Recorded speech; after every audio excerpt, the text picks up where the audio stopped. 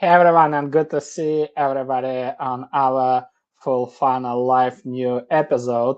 As mentioned last week, we are in the middle of writing of our first book about full funnel marketing.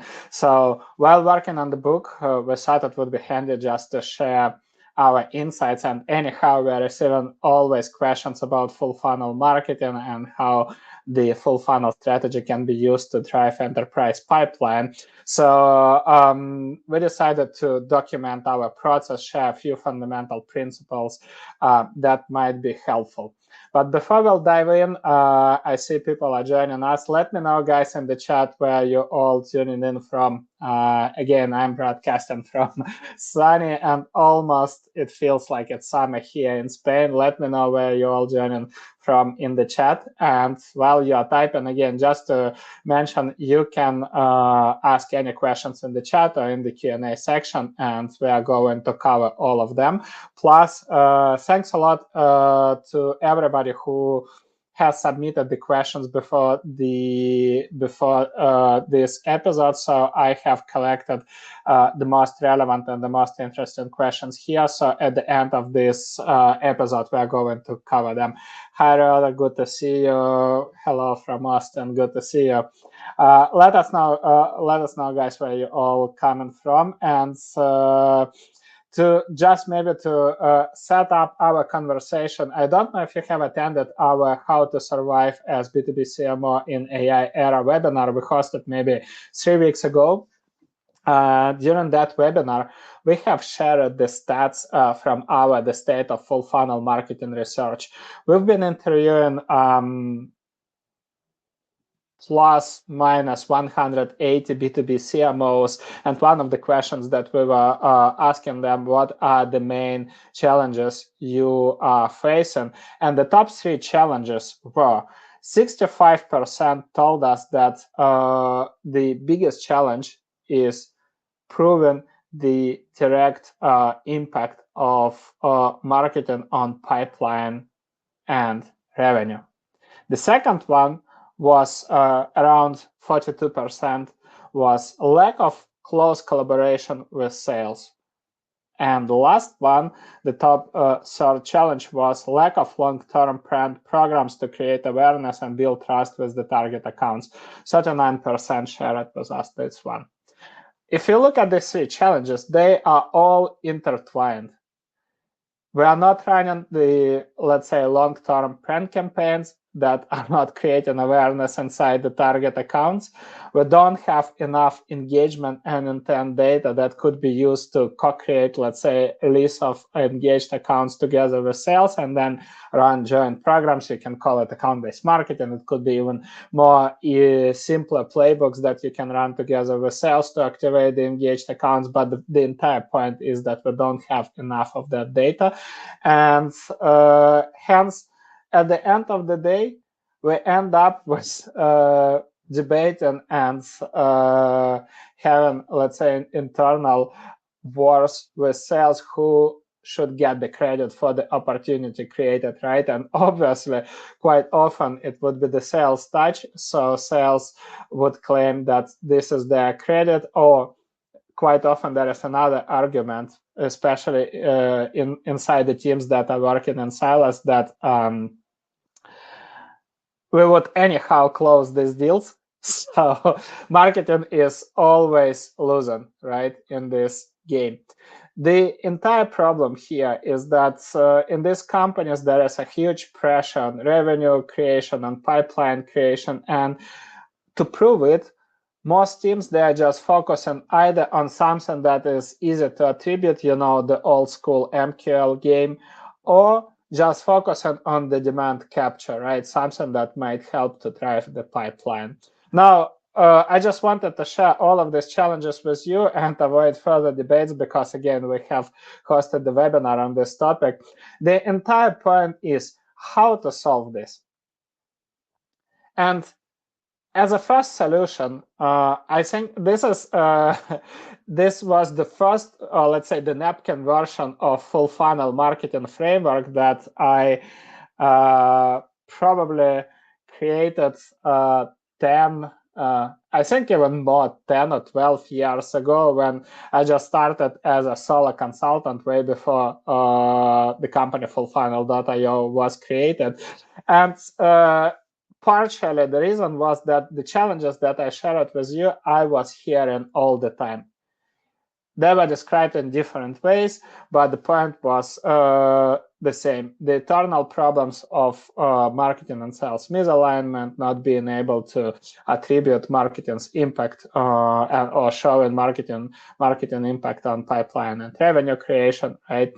And as a result, all the budget and the programs that should be used to drive the enterprise pipeline, they were removed from the marketing plan and not approved by CFO. Right. So this was the solution that I wanted to present as a holistic framework to influence the entire buyer journey, right?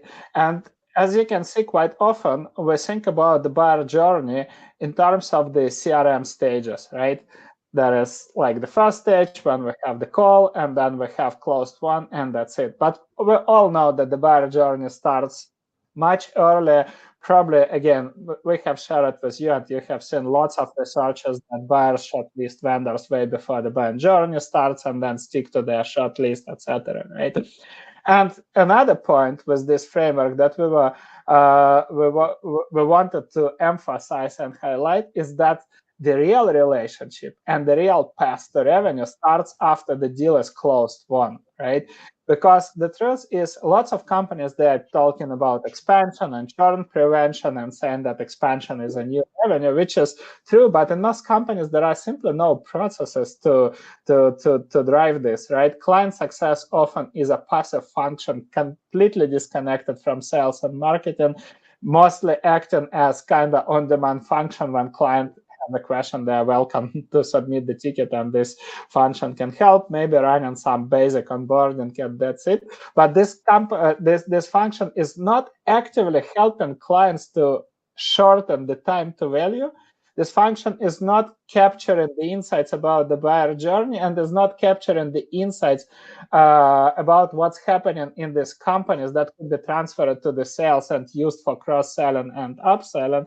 And expansion happens in a completely silent way. In most cases, again, I'm just sharing our experience, what we have observed, right? So I'm just generalizing a little bit here. What happens in many companies is that account executives, they just build a list of the biggest customers and try, to run the same typical outbound campaigns to different business units, saying, hey, we are working with you guys, let's have a discovery call, right? But what they are completely missing, that these other business units might be absolutely unaware of your existence, and especially if you are selling to big enterprises, right? Let's say you are selling to Microsoft, what are the chances that different business units might be aware of you? They are miserable. And this framework was an idea of how to fix it. This is what we started. And basically, this framework was the representation of the approaches that me, Vlad, we used to structure and plan marketing when we were working for enterprise corporations. I was working for Kimberly-Clark, Vlad was working for Sony. So that was like, this is where it all started, right? Awareness, demand generation, demand capture, and activation, client success, expansion, all looks as a holistic motion. While it sounds good in theory, quite often the companies come to us and say, hey, but how can we implement it? We are anyhow doing some search, we are doing some, let's say, we are writing case studies, we are creating blog content, and sales are running the sales process, etc. So how all these stages are connected, how the holistic motion looks like. So this is, and if you can't see it well, you can zoom in. This is the first kind of diagram that we have created, and basically Vlad was architecting it. So maybe you can just jump in and share the way how we were mapping it out to demonstrate how all the stages in Fullfunnel framework are connected. Thank you very much, Andrei. Sorry for being late. I didn't know we were actually starting 15 minutes earlier, 15 to 10 or 4.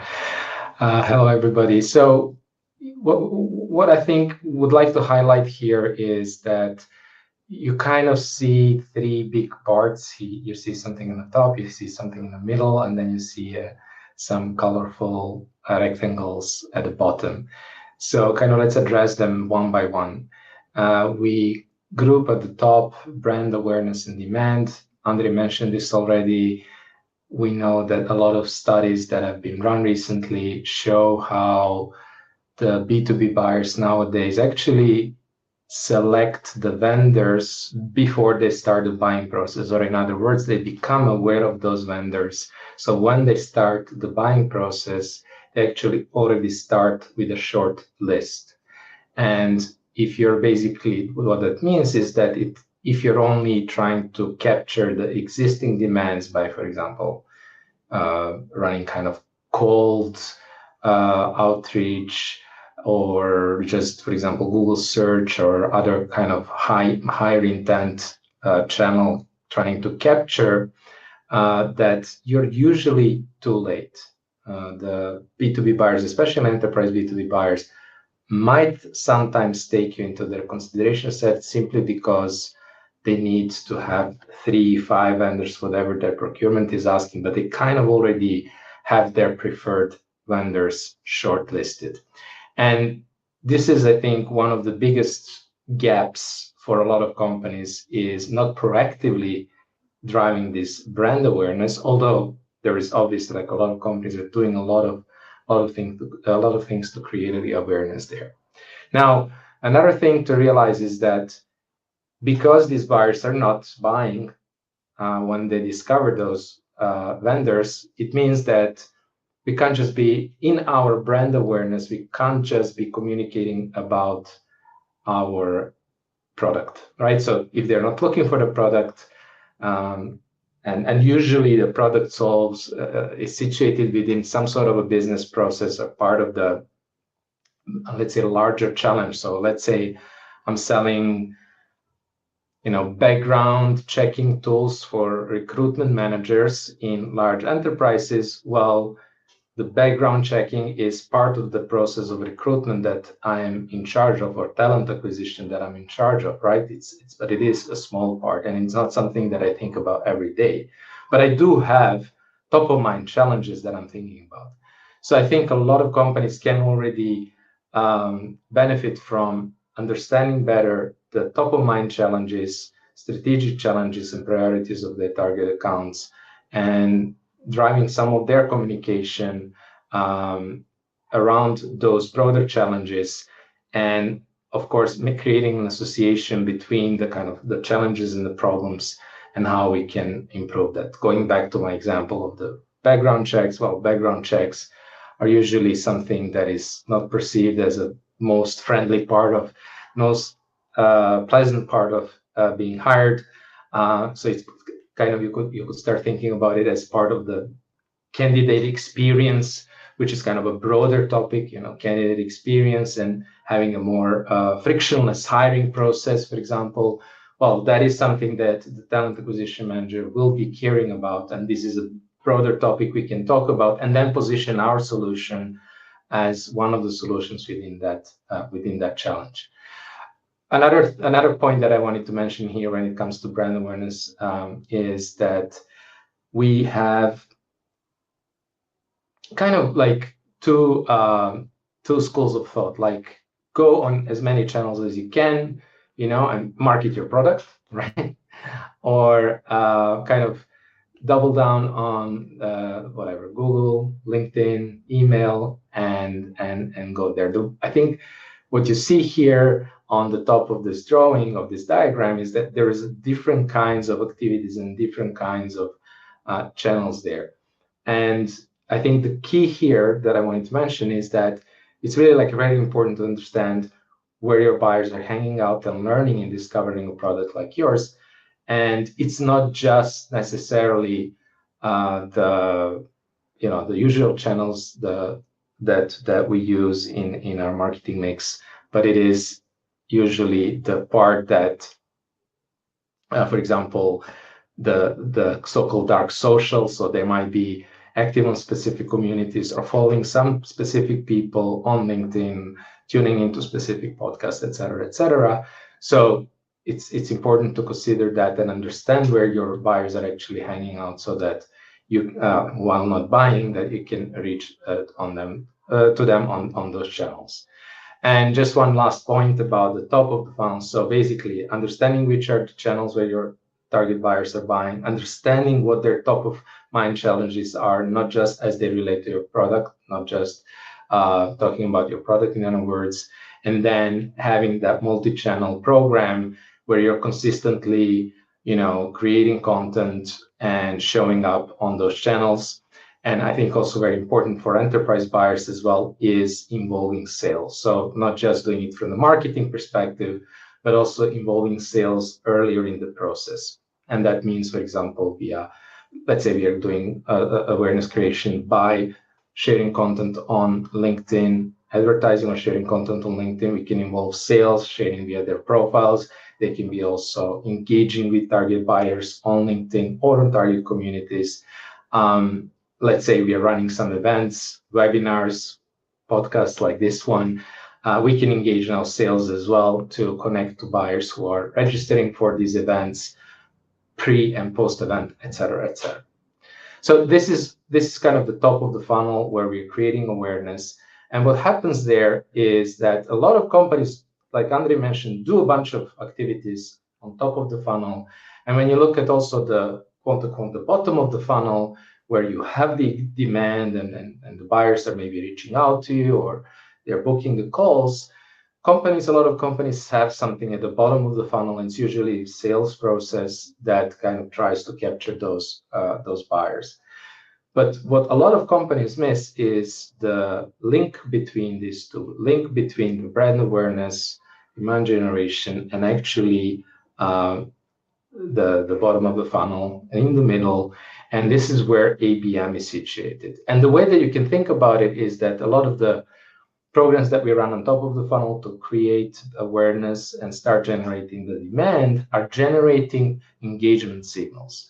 So we start to understand if these buyers are aware of our brand, if they're engaging, what their interests are they, for example, aware of our brand by visiting our websites, attending our events, etc., etc. We also now can start identifying accounts that actually fit our ICP, especially tier 1 and tier 2, higher value accounts, which deserve a more dedicated attention, which have a higher revenue potential, where we can now also say, hey, for those accounts, let's start more proactively engaging the other members of the buying committee, multi-threaded engagement, and let's start trying to understand and collect the information about those accounts. What are their actual priorities and challenges? Why are they now engaging and considering that, which is what we call progressive profiling, together with sales, leveraging the marketing touch points to collect not only public information, which is part of account research, but also the quote unquote insider information from those buyers through quote unquote progressive profiling, to get some insight into those accounts. And then once you have enough insight, you can start also driving more one-on-one programs. So I have engaged accounts who are aware of our brand. We have those signals. We have collected some information about those accounts. We know that they are high revenue potential. They are a good fit. This is what's happening in the middle of the funnel. Now I can start driving more one-on-one with one-on-one programs, speaking specifically to their priorities, their challenges, building relationships with their buying committee, and driving them into sales. Now, as Andrei mentioned, this is not the end of the story, this is actually where the real relationship with that account starts, with our customer starts. So the full funnel should then also include programs to create customer success, to actually successful, to facilitate and enable that successful implementation of the product, to turn that success into customer advocacy, or basically, into case studies, into reference clients, into maybe client events, etc. Like, this is something that every company should be working on, because as we all know, a new prospect that comes from a client referral is 5 or more times likely to become a customer than a cold prospect. And then obviously the relationship should evolve, because this account is in a market that keeps on changing, their organization is changing and evolving, and their needs are changing and evolving. And you need to also have people and the programs to kind of be in touch with what is happening with those accounts, and proactively start looking for the new use cases, new departments within those target accounts, where you might be able to expand, to now turn that initial success, you're turning that maybe in customer advocacy to attract other clients, but also the biggest opportunity for a lot of companies, especially for sustainable growth, comes through renewals, obviously, and expansion. And for that, we really need to know how these clients are evolving. What are the new business cases? Are they actually still satisfied with the solutions? Are they getting most what they need out of it? Are they maybe starting to look for other solutions? Because unfortunately, more than, I believe, 90%, I'm not sure about the exact number, but it's a very high number. I believe more than 90% of customers, B2B customers, are going to churn silently. They're not going to say anything. They're just going to churn. So having that proactive relationship is so important. And one last thing that I wanted to say about this diagram here, about this process, how we think about full funnel marketing, is that it doesn't matter how good your demand gen and your ABM is, right? Accounts will fall through the cracks, or obviously the majority of the accounts that are going through this process are not going to end as a sales qualified opportunity and a won deal. But that's very frequently not only because you did something wrong. There is many other reasons, such as the timing wasn't good, they didn't understand something, the priorities have changed, whatever is happening in that account. But very, very important is to, quote unquote, never stop nurturing. So we want to make sure that we don't remove those accounts that when cold, etc., from our demand generation. This is how we close the loop, because maybe in 1 quarter, 2 or 3 quarters, the opportunity may come, the timing might become right, and you might engage them, in another way, with some other messaging, with some other campaigns, etc., etc. So this is an overview of the full funnel marketing, how we think about it. And I think before we'll move forward, I will just bring a couple of questions that you guys asked us upfront, as they are highly relevant to what we were just presented.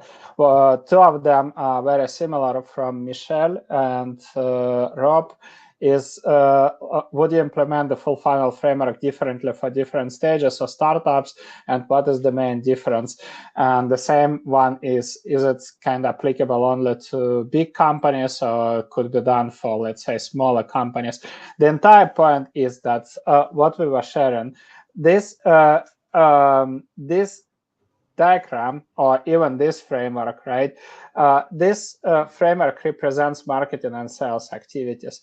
But what really it is aligned with is how the demand is created on the buyer's end, right? How the buyers are moving from, I just want to learn something, I just want to discover some best practices, right? To, like, I want to buy your solution.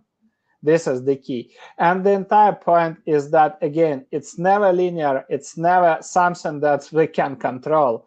But can we influence it with our activities? For sure, if we do it holistically, If we are not doing this in silos, marketing is doing something, product is doing something, demand gen is doing something, sales are doing completely opposite things, right? Everybody is running into different directions, purchasing the KPIs. No, it's the entire point that you map it out to your team, to your capacity, and you put the buyer journey on the top. And also the second question here was, what are the top, let's say, top activities or best practices to improve MQL to SQL conversion? As I said, unfortunately, lots of companies still run, let's say, broken or obsolete MQL playbook where we try to report on MQLs and then throw these MQLs to sales. We are not talking about this. The entire point, you can still use these definitions, but you need to tie MQL and SQL to these different stages of the buyer journey, right? So when MQL, basically what, for example, we say, what could be a good definition of MQL? MQL could be an engaged account, right? So when you have this, what Vlad was highlighting, the engaged criteria, and you define together with sales the engagement threshold, right?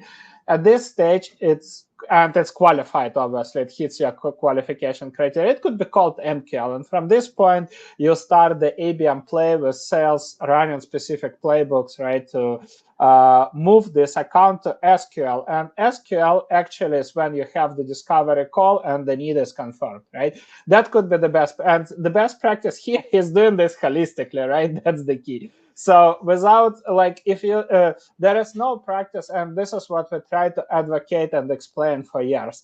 There are no best practices to improve some nurture and automated sequences and expect that your conversion would drastically improve, or just improve some outbound emails or whatever. No, what actually impacts that conversion from MQL to SQL is the holistic way of influencing the buyer journey.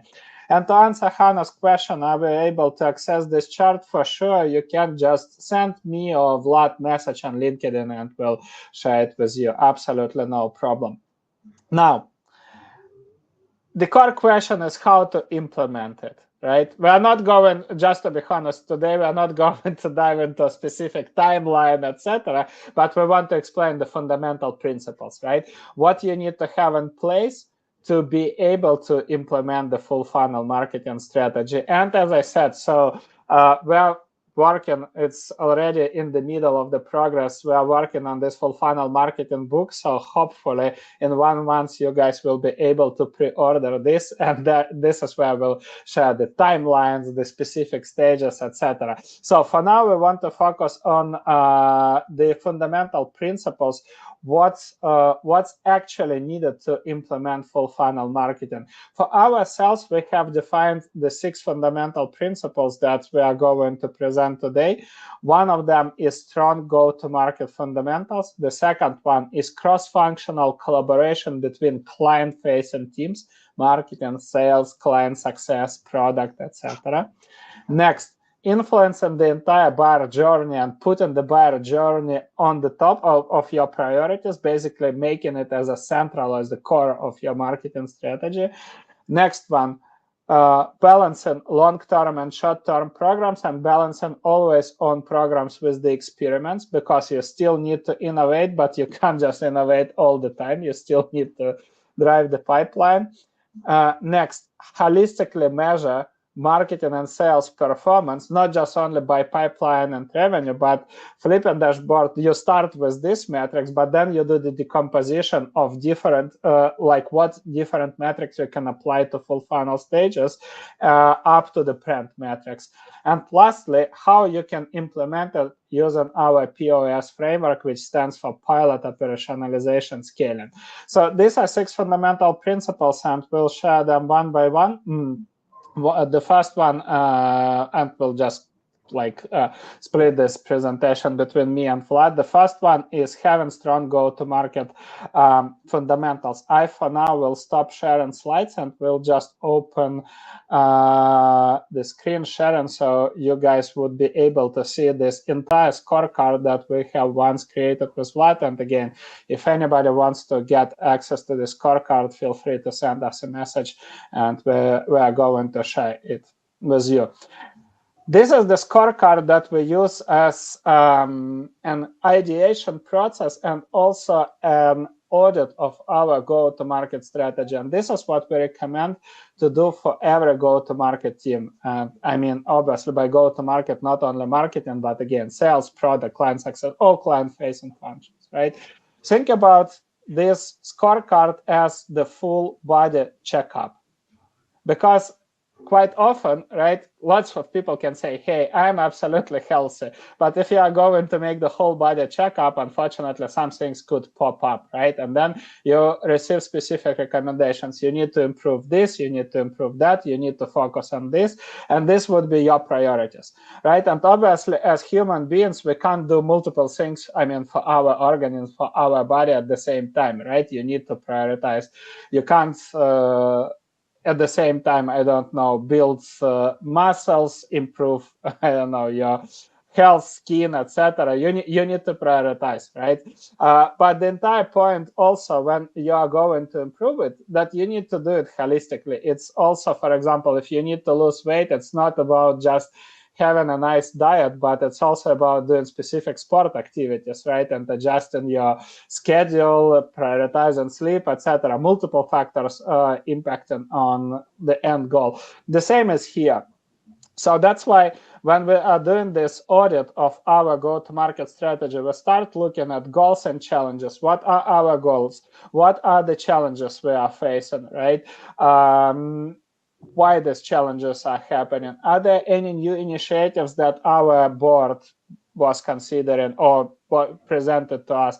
Are there new initiatives that were considered by different teams, right?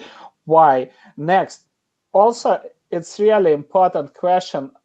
If we want to run new initiatives, do we have the necessary skill set? Because quite often this is what we observe, and it often happens when companies want to launch account-based marketing. They say, yeah, I love ABM, let's do it. But the reality is that there is no skill set and understanding of what is required to make ABM successful, right? So this is an honest assessment that you are doing for yourself, right? Do you need any help? Where you can get it? Next, assessment of your marketing team and the skill set of this team.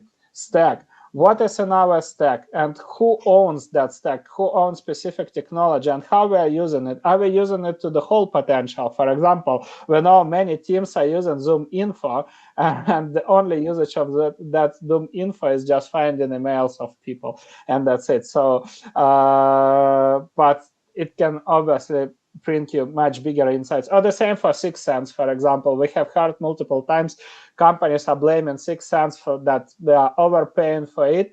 But the truth is that there are just a couple of people who check the intent data and that's it, right? And not using the maybe 80 or 90% of the platform capabilities. So this is the entire point. You need to evaluate, are you having are you using the tools that you already have? Who owns this, right? How can we make maybe the product adoption in our company for the processes that we are running?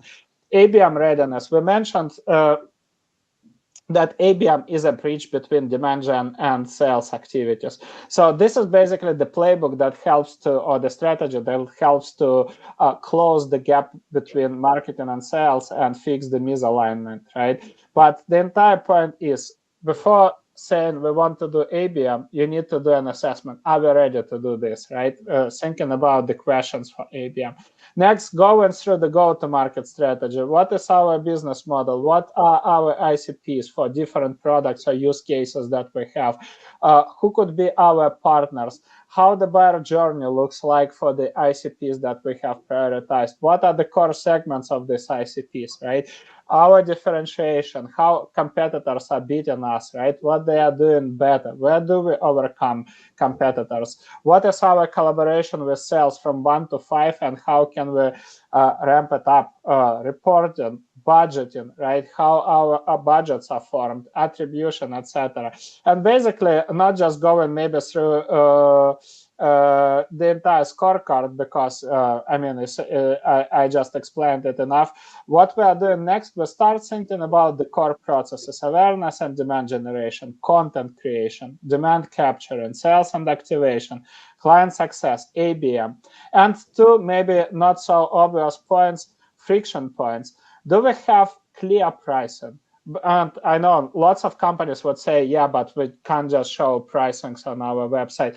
Fair enough, but can we make some estimates? Can we make explanations, or can we make a good documentation that at least can set up evaluations for our buyers? Because I think the worst experience that sales are facing is having discovery calls with buyers that just want to ask about the budget and then understand that they simply don't have this budget, right? Waste of time for everybody.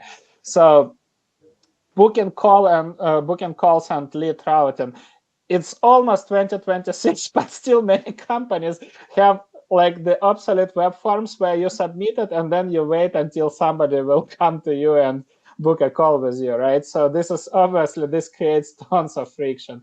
And the simple things, product overview and sandbox. To be honest, I firmly believe that in the AI era, trying to hide in your product is just playing backward, or basically firebacks. It's on contrary, when you show how your product, and today you have like interactive demos, you can record product tour videos, etc. It just helps to onboard the customers, and if you highlight the values, if you highlight different use cases, etc., it will just serve you better, right? And a couple of things that are important to also incorporate in this analysis: interviewing your subject matter experts. SMEs, subject matter experts, should be the people who used to work as your primary buyer persona.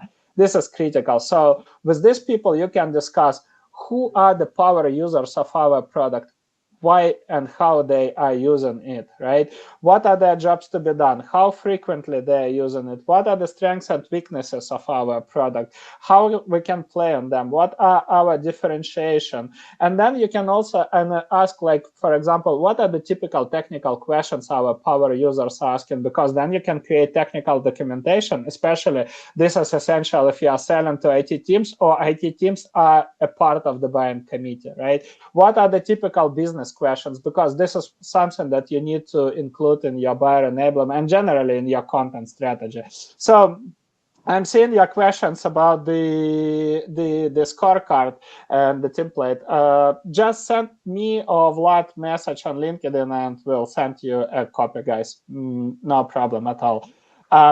But again, just to wrap it up, the entire point is define the core stages that you want, define the core points of core elements of your go-to-market strategy, define the core questions, and then sit down with your team and do this holistic body checkup, right? Organism checkup. This is the core, because this is how you can identify what should be operationalized, what should be your core programs that could become your always-on programs, where you are not doing well. How can you improve it, and in what order? What should have higher priority, right? What should be the first thing that you need to work on? This is the key. And on the top, always you have goals and challenges. You need to align it with the goals and the initiatives of your leadership, because if you try to do something that is not aligned with the leadership vision, with the initiatives that are prioritized, your program simply won't be approved or budgeted and supported. As simple as that. So this is the first element. The second one is the cross-functional collaboration. So I know you were creating this nice infographic, Vlad, so please jump in. Just a couple of points without diving into too many details. I think a lot of people who are attending this and listening are aware that it's really important and really hard to get sales and marketing working together.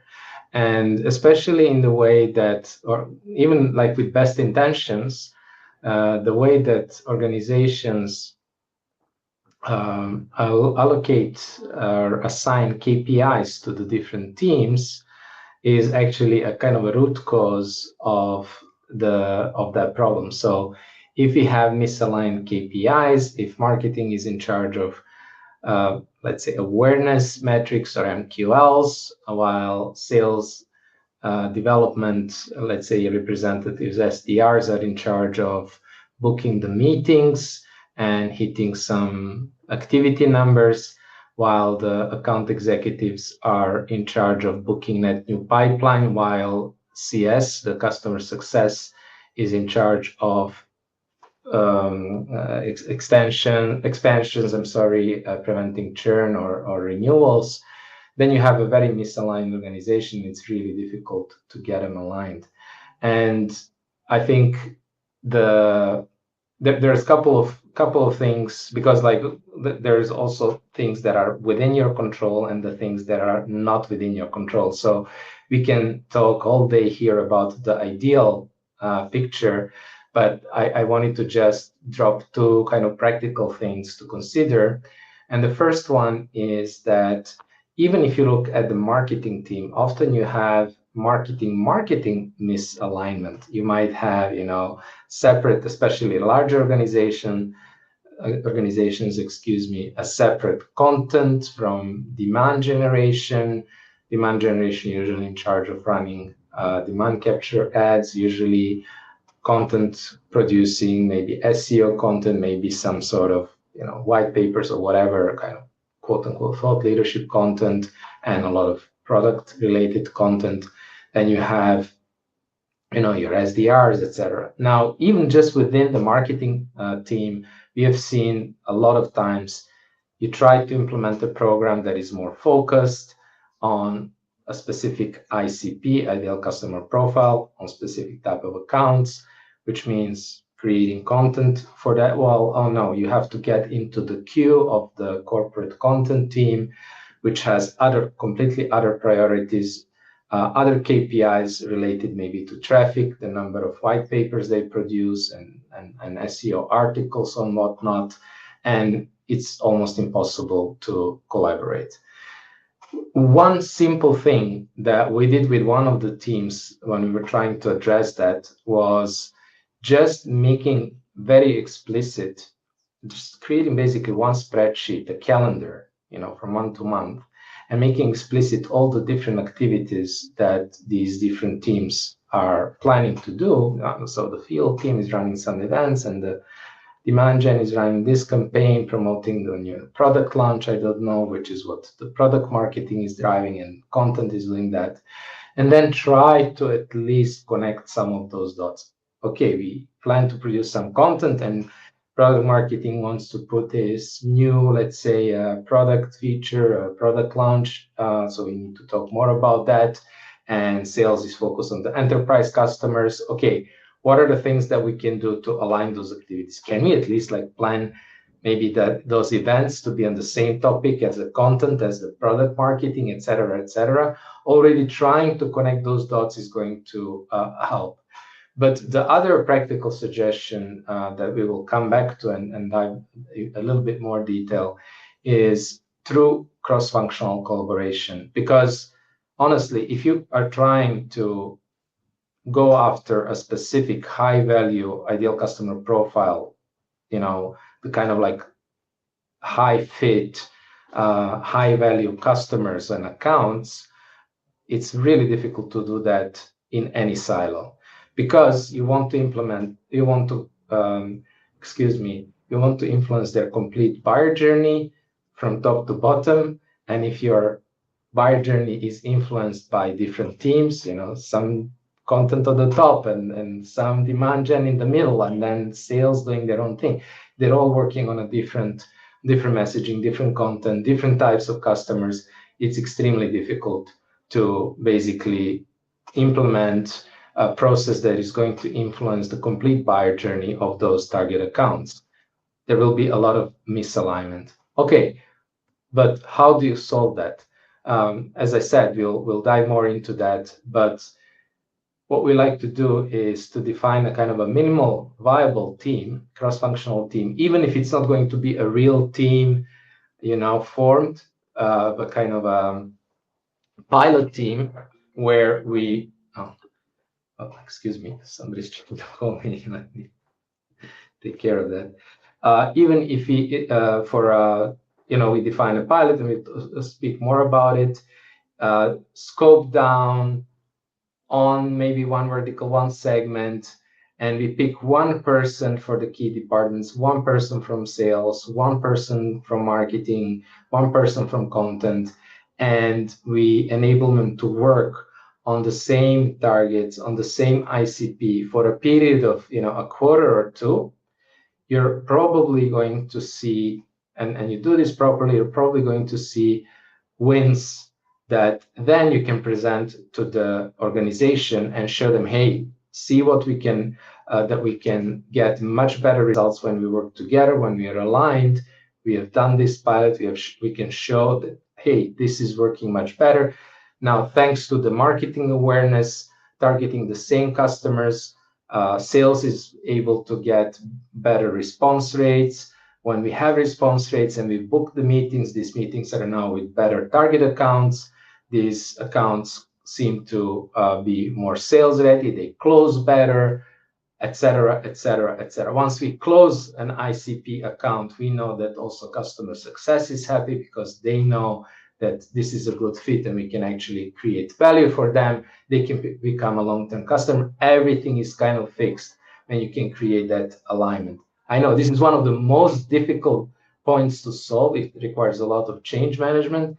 That's why we always, and we will talk more about our POS framework when we talk about it, but it is a very critical thing because otherwise it's really, really difficult to move the needle on enterprise accounts.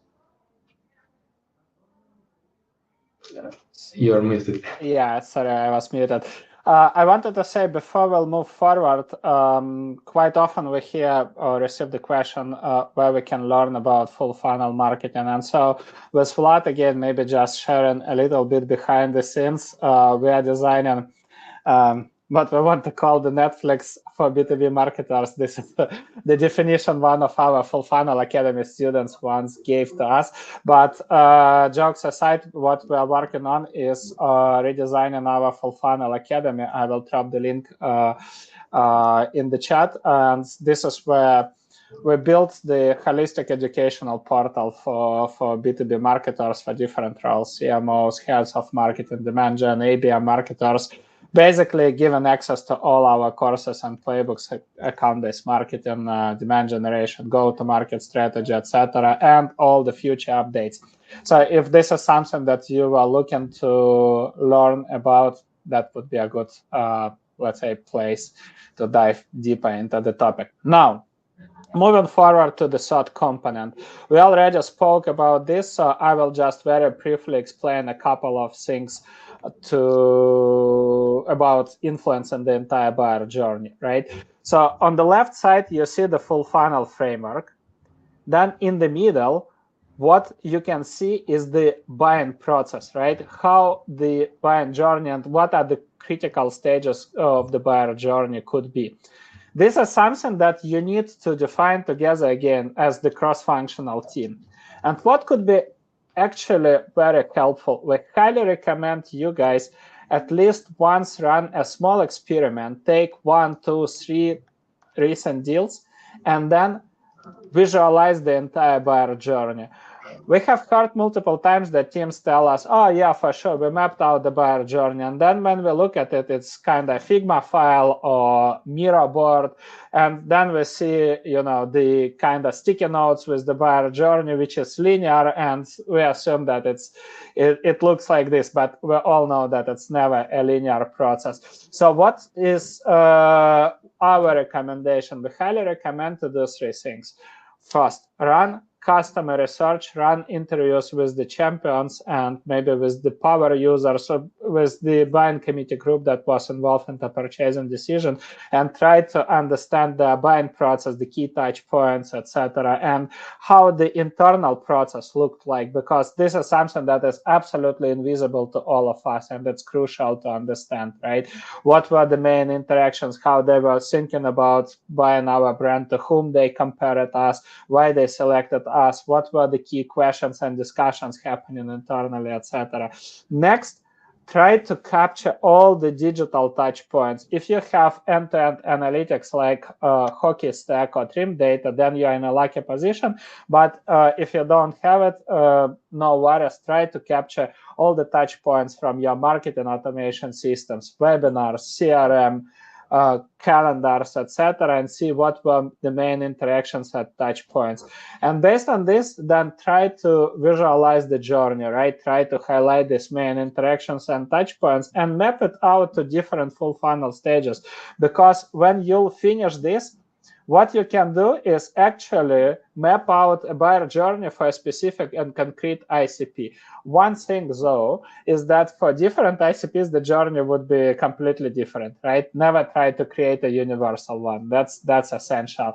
In this case, again, it's presented like a linear journey, but they don't treat it like this. The entire point here is mapping out the core stages and then mapping out market and sell, or basically cross-functional activities that are aligned with your bandwidth, with your capacity.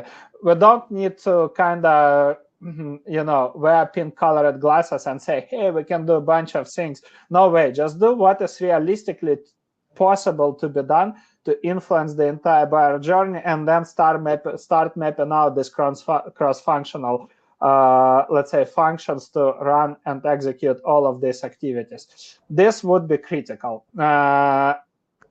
Again, the next point is, and we see this as an interesting story. I will pass microphone to Vlad in a second. We know lots of marketers who are falling in love with the concept, and then they come to the organization and try to ignite the revolution, saying, yeah, so we were doing marketing in the wrong way. From tomorrow, we are going to do things differently. So we need to blow it all up, right? We are going to invest time into buyer journey, into these new metrics, new activities. We are going to set up cross-functional teams. And you know what happens? It's immediately shut down because nobody likes revolutions, right? And the truth is that nobody is going to support something that is not proven. Hence, that's why we always recommend to implement it gradually using this POS framework that Vlad will share in a second. You stole my opening. I was thinking of using the same opening. It's an evolution and not a revolution, as one of our clients said. It's a beautiful way to think about it. We know that it's hard to drive change. We just spoke about it several times.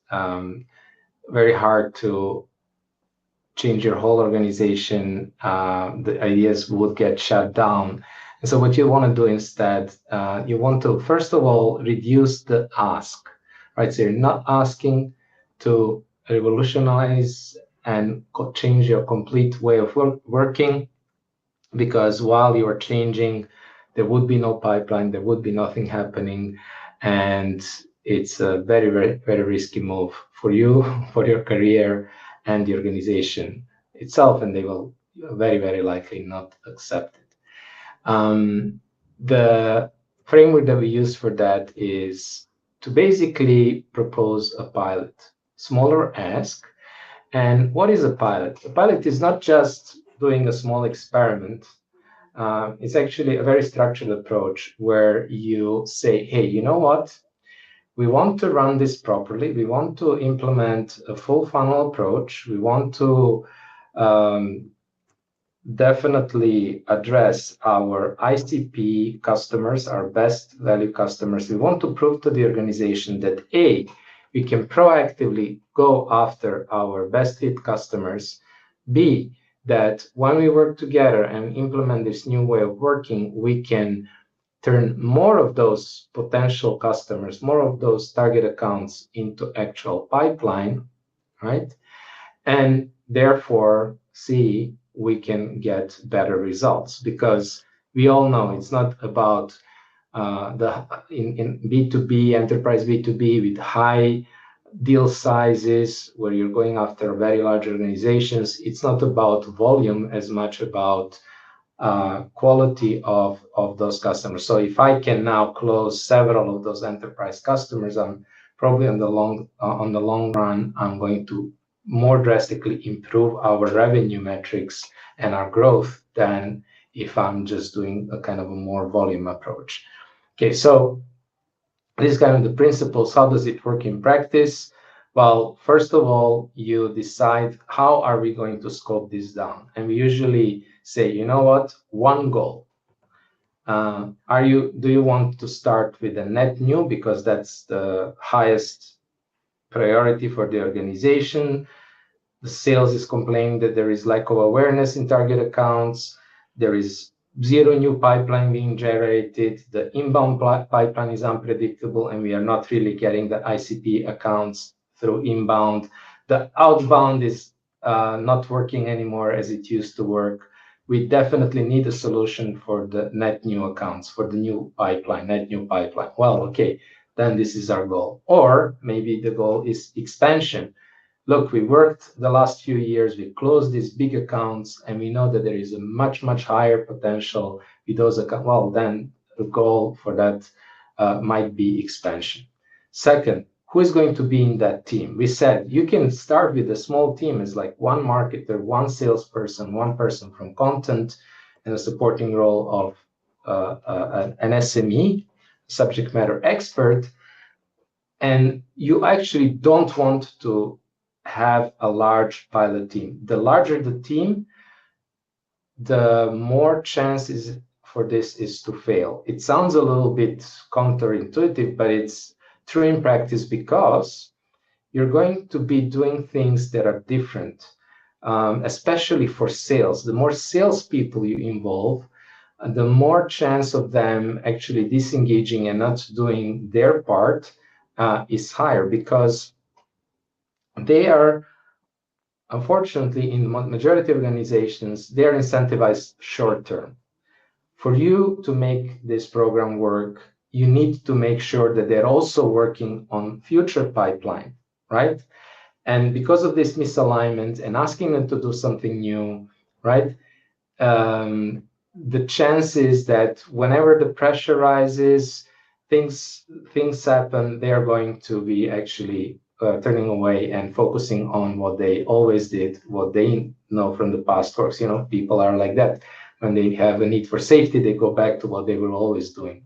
So you basically, the best outcome for you, the best approach is to choose one change agent, the champion from sales, who is more engaged, who can help you actually implement this process properly, and then show to the rest of the organization based on his or her results, hey, look, we did these things differently and we were able to achieve better results. Then sales will start to listen. So small team, very important. About I mentioned content several times. The key roles that you definitely want to have, and I mentioned sales already, so somebody from sales development, SDR, BDR, somebody who is going to engage with those target accounts. You want to have a person from marketing who is kind of in charge of that program. We call this ABM lead, and you want to have content, and not to have to go on the corporate content agenda and ask them to create pieces of content. Somebody who's going to actually be working at least part-time together with you on that pilot. So these are kind of the key roles, and having some support from a subject matter expert for the insights that you will need about those target accounts. These can be, somebody asked about customer success. They're, in a lot of organizations, very knowledgeable and a good candidate to provide some input. These can be, like Andrei mentioned, anybody who ideally has worked as a customer in their previous role. They were, in the role of your customer. So if you're going after HRs, maybe it's your HR. If they are technical, maybe it's somebody from your technical team.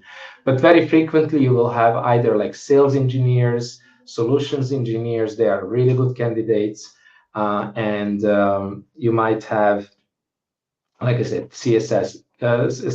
I'm sorry, can be a good candidate too. When you have your pilot team, we always advise, use the current stack. Don't invest in a new stack. Just use the current technology stack that you have. The most important thing is to focus, when you're focusing, to focus on one geography, one target segment. We like to define the target account cluster, which is basically a group of accounts with similar challenges. This is where the customer research that Andrei was talking about comes into play, because we know, for example, that we have studied our best customers. We have discovered that the majority of them came because they, for example, I was taking that example of this recruitment talent acquisition solution because they were hiring like remote roles, a lot of remote roles. Well, maybe this is one of the criteria that we are going to use. Companies in tech, let's say, who are hiring remote roles. That's could be like a segment that you want to focus on. For this segment, you want to really nail down the account qualification and prioritization criteria so you can actually build a list for your program, and then define the full program, a minimal number of activities that you need, but across at least the top and the middle and the bottom of the funnel. So you need an awareness activity to create awareness in those target accounts around specific challenges. You need engagement activities. The sales needs to engage with those buyers to start getting some information. You need to research those accounts, and then you need to have some activities to be able to go from the engagement to book the actual sales calls. We have a separate framework for that and have been diving in various podcast episodes in our newsletter, etc. We can share more information about how to create that program. So you scope it down, you define your program, and with a small team, you run it during a period of a quarter. Typically, we advise to do it for at least 1 quarter. And then during that quarter, you over communicate any positive signals and wins that you have. You make sure that you're constantly, like running weekly pipeline review meetings where we bring together the pilot team members from sales and marketing. We review the accounts in our lists, the new engaged accounts. We plan the next activities for those accounts. The content needs to be created, what marketing should do, what sales should do. So really try to run it in a cross-functional manner. And then towards the end of the pilot, you create a retrospect. You see what worked, what didn't work, and you basically document the processes that worked. You can then also use that retrospect to show to the organization, hey, look, this is what we did. These were the results. We believe that, if we can do more of that and fix some of the things that we believe we can still do better, with some help maybe from other team members. Now you're starting to basically create a scalable base. Okay, it's working. We're having better conversion rates. We just didn't do it en masse. We didn't do it. We didn't try to do too many accounts. We didn't try to involve too many people. We just wanted to show that we can have better conversion rates of those target accounts and more quality conversations, more quality opportunities coming out from this. Now we can start thinking about operationalization and scaling. Operationalization means documenting these processes, creating playbooks. This is also the moment where you want to deploy AI, maybe some other technologies as well on the proven playbook. So you want to scale what's proven, not just scale broken tactics. That's why we don't immediately jump on AI and other technology solutions during the actual pilot, and then gradually roll these out to other regions, other segments, involve more team members, and that's actually the third part, which is the scaling. So this is the approach that we usually take in order to implement full funnel marketing, ABM programs, new, more full funnel oriented programs in an organization. And I know we are out of time a little bit, so what I want to do, I will quickly present two other concepts, two other pillars of the framework, answer Hannah's question because it's aligned with the metrics, and then we'll cover questions from Ashlyn and from Karen as well. So just to make sure that we'll do it on time. Now, the pillar number 5, right, which is very aligned with what Vlad said and with what we were sharing with you guys. When you map out this buying, let's say your buyer journey and the core activities, when you work on this model, what is essential here? It would be essential to define what are your regular operations. The biggest problem in marketing, to be honest, what we observe is the random acts of marketing. Marketing is not planned well, it's not structured, etc. And even if you look at our team, right, maybe lots of you are following us quite for a long time, we have several pillars that we are breaking down into regular operations: daily, thought leadership activities, weekly, this live podcast and weekly newsletter, monthly. We are hosting either a webinar or any other specific activities or workshops, etc., that we could be kind of capturing all of our content that we were sharing for 1 month, and some quarter major themes. It could be big webinars covering like really big topics. Like last month we were hosting this webinar, how to survive as B2B CMO in AI era, and our state of full funnel research, right? And this is the entire point. These are the always on programs. We are doing them constantly all the time. But at the same time, you need to innovate, right? And this is aligned with this pilot operationalization scaling. We try the new things. It could be tiny improvements that could be coming from this go-to-market scorecard, right? You have defined something that you want to improve and you allocate time for it. Or it could be some new activities that you want to try. LinkedIn thought leadership, Reddit ads, whatever, right? This could be all the new experiments, but the entire point is that you need to allocate some time to do them. You need to define success criteria, and you need to define the pilot team to run these activities, right? While at the same time, the core team is moving forward with pipeline creation using the always-on activities. This is essential. And the last one is what we mentioned at the beginning. You need to holistically measure pipeline and revenue creation. When you define the core stages of the framework, right, the next step would be defining the core metrics that you can use to evaluate your progress. What we love doing is basically mapping out everything. We put revenue on the top and then move down to brand metrics, right? Because then it helps to holistically measure our marketing activities. So basically, it covers the revenue as the core stage, pipeline, active focus, future pipeline, cluster ICP, and brand metrics. And then you define leading and lagging indicators. Again, we can share the scorecard you can use for the inspiration, but there is no rule of thumb. You need to define this together with sales and map out these core metrics, right? And Hannah's question was, what is the best data to look at to understand past success? I would do the same. I would evaluate this, or if this data is not available and it's hard to measure, another one is very simple. It's the sales pipeline velocity, which is we have, again, template for this, or you can Google if you want. It's very simple. You start looking at the number of sales opportunities created, average contract value, sales cycle lengths, and the win rate divided by the sales cycle length, right? And that gives you a pretty good forecast and overview of your core revenue metrics.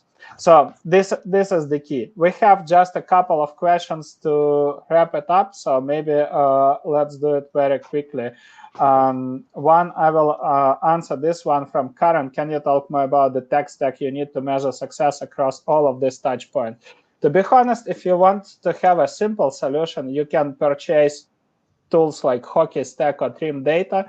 Hockey Stack, I think, is more advanced in terms of dashboards, because then you can basically match all of these digital interactions. You can set up these dashboards as well. Partially, you can do this in your CRM as well if you're using HubSpot or Salesforce. It requires maybe some premium packages, again, depending on what you would like to measure, but it's absolutely possible. My personal preference would be doing this on Hockey Stack, but also the truth is that you won't be able to track all, let's say, leading indicators. This is something that you still need to track manually with your team. And two questions from Ashlyn, so maybe Vlad, you can quickly cover this one, and the second one about the accounts. Yeah, I touched upon this, but it's good to wrap it up. Ashlyn asked about working with customer success to build your ICP criteria. We have actually worked several times with our clients with their customer success as subject matter experts. They are very good candidates for subject matter experts because they have in-depth understanding, especially in organizations with customer success is kind of like account management or client management, depending on the organization, how they're called, and they're actually involved in the implementation and are working together with customers on implementing. So it's not a reactive role where you have like questions coming in and then supporting them when the customers have problem, but actually actively working with customers to implement the product. Usually for more complex products, this is the case, and then they will have a lot of knowledge and they can give you really good insights. I think in any case, they will be able to give you a lot of insight. So you can take interviewing them and talking to them as part of your customer research. You can maybe engage them as a SME, subject matter expert, but they can definitely provide really valuable data for your ICP. I think also, like I read recently, a very good post about actually asking CS like officially and formally in the organization to accept deals. So one organization actually stopped accepting deals if the CS won't accept them, which is kind of a drastic move. But it's the main reason being is the organization doesn't want to focus on customers that may be possible to close, but then not retain and having problems afterwards, etc., is what happens in some organizations when you have a misaligned ICP, even if you are able to close them initially. But it is a big waste for the organization, in any case, to focus on deals like that. And the firewall, The yes. quick log off because I need to jump on another call. I wanted to thank everybody for fantastic engagement, great questions, and see you soon. But I Yeah, need to. and before we'll answer the last question, let me know how did you like this session, guys. Just type in the chat and I will meanwhile cover Ashlyn's question. So do the accounts in your target account cluster share the same characteristics as your ICP account? Are you looking for additional criteria that justify selecting them for a pilot? So to be honest, we need to dig deeper a little bit on how we orchestrate, let's say, the pilot programs. But we usually start with one specific use case, right? And if you have multiple products, there should be always one product, then one specific use case. The next step is doing the deal analysis. We look at our fastest deals and highest deals. So let's say 5 fastest deals, 5 biggest deals in the time frame of the last 12 to 18 months. And based on these deals, we kind of map out the account qualification criteria. Potentially, you can reuse some of the information, some of the exercises that you have already done for the ICP creation. But this is the process that we always take. We want to look at the fresh data, and then together with sales, we define what makes an account a good fit, what are the account qualification criteria, what should be the disqualification criteria, etc. So this is the key. So to answer it short, sometimes it's match and sometimes it's not. It just depends on the use case and the goals that we are setting up for ourselves. So anyhow, thank you all for coming today and for asking fantastic questions. It's been a big pleasure. And hopefully in a few months, we'll be able to publish our first book. So I hope that next month it will be available for pre-orders, but you'll be definitely hearing from us via newsletters, LinkedIn, etc. when it will be live. And the next week we are again coming back with Fullfunnel Live. We'll send the announcement next Monday. Thank you so much all again for the fantastic feedback as well, and have a great rest of the week. Bye-bye.